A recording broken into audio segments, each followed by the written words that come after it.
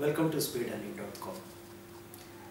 हम आपको stock market और कमोडिटी में ट्रेडिंग के लिए कई सारी टेक्निक्स और कई सारे प्रोजेक्ट्स देते हैं। कभी कभी ट्रेडर्स के मन में आता होगा कि इतनी सारी चीज़ें करने की ज़रूरत क्या है, इससे कोई फ़ायदा होता है क्या?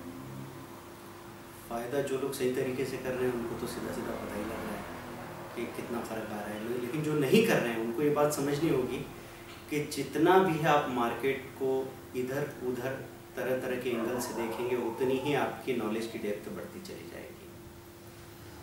कोई भी काम करने के तो कोई खास नुकसान हो नहीं सकते, नहीं करने से कोई खास फ़ायदा हो नहीं सकता है। तो ये जो स्टडी है ये आप करें जितना आप कर सकते हैं और देखें क्या फ़र्क आता है आपके भीतर, क्योंकि आपके भीतर जो फ़र्क आता है नॉलेज का वो आपको कभी नहीं दिखेगा।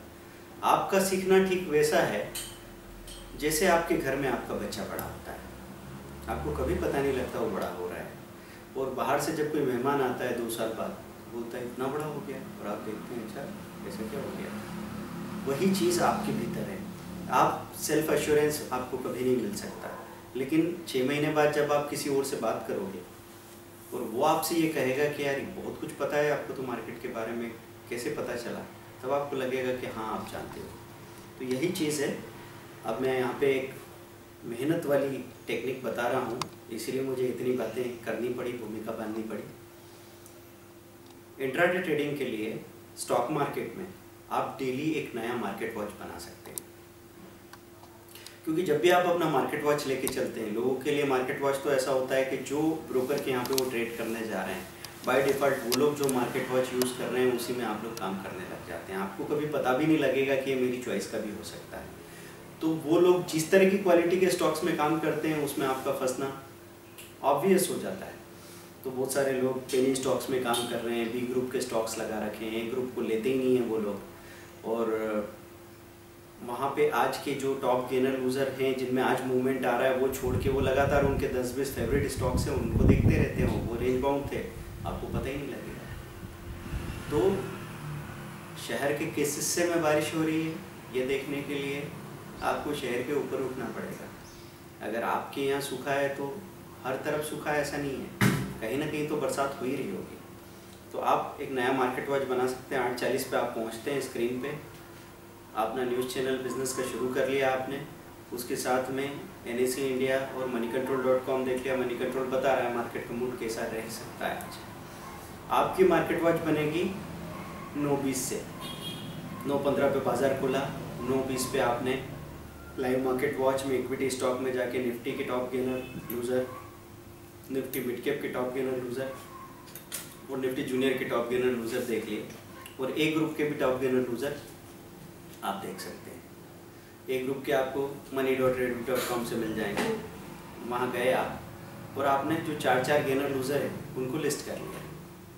अब लिस्ट करने के बाद में आपकी मार्केट वॉच में परसेंटेज चेंज का कॉलम होगा ही, ओपन हाई लो क्लोज भी होगा, और बायर सेलर सारी चीज़ें दिख रही है। तो परसेंटेज चेंज वाला जो कॉलम है उसको क्लिक करेंगे जब आप, तो इंक्रीजिंग और डिक्रीजिंग ऑर्डर में पूरा मार्केट वॉच अरेंज हो जाएगा। तो वहाँ से और आपका वॉच करना बहुत आसान हो जाता है, क्योंकि एक पर्टिकुलर चीज़ दिख रही है आपको 3 से 4% प्लस है। जैसे JSW एनर्जी था फ्राइडे को, अब वो 115 रुपये पे था, 4% प्लस था, बाज़ार 50-60 पॉइंट गिरा तो वो 115-20 हो गया, नीचे नहीं आ रहा है। बाज़ार में जब थोड़ी सी रिकवरी आई 15-50 हो गया, तो उस वक्त हमने उसमें एक कॉल दिया था बाइंग का, तो 115-50 से 116-80 तक का हाई बना के आया।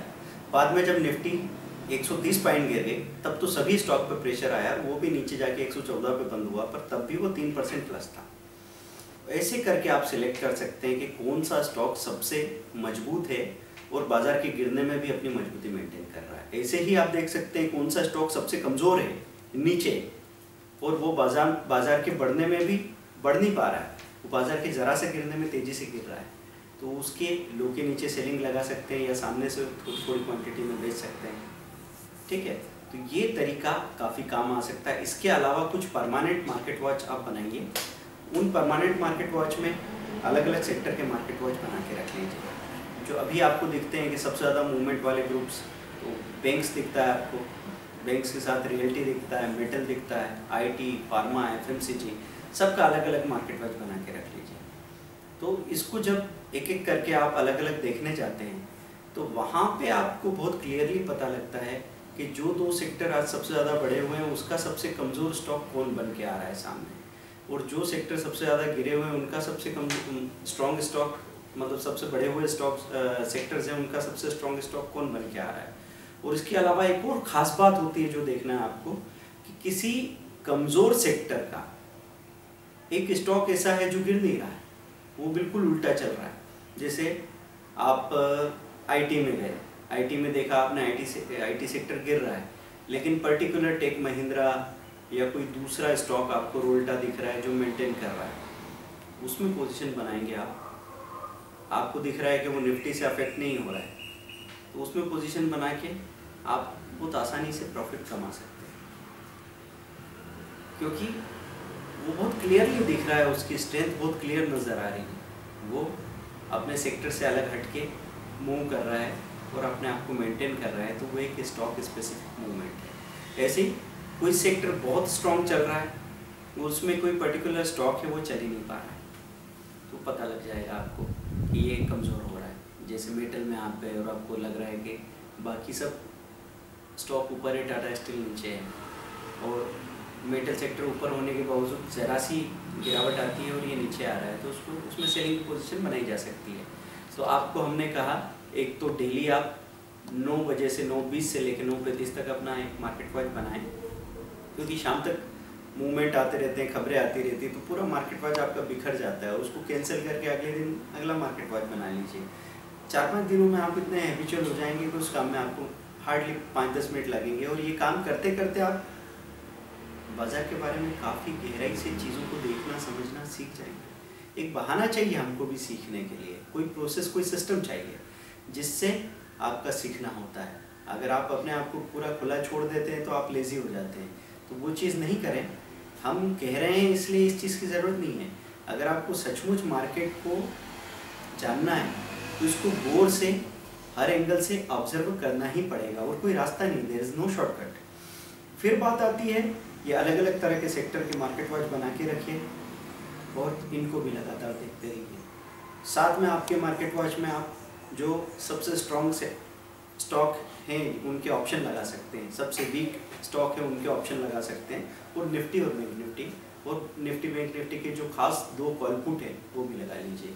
इस तरीके से आपका इक्विटी, फ्यूचर एंड ऑप्शन का एक कंबाइंड स्क्रीन सामने आ जाता है, और वो चीज़ अगर आपकी नज़रों के सामने मूव करती रहती है तो आपको देखने में आता है। ठीक है, और इसके अलावा आप एक चीज़ और करेंगे कि अलग अलग टाइमिंग पे सुबह 10:30 बजे, दिन में 1:30 बजे और 2:30 बजे आवरली गेनर से भी 2-2 स्टॉक ऐड कर सकते हैं। आपको ऐसा दिखा कि अभी पिछले घंटे में ये बढ़ के आया है तो उसको लगा लिया, बाद में उसको हटा भी सकते हैं, नहीं तो अगले दिन तो कैंसिल करके नया मार्केट वॉच बनाने ही वाले हैं। तो ऐसे आप पहले अपना खेत तैयार कर लीजिए, फिर उसमें पैसों की खेती कीजिए। पैसा कैसे नहीं आएगा, उसको आना होगा। Thank you, bye.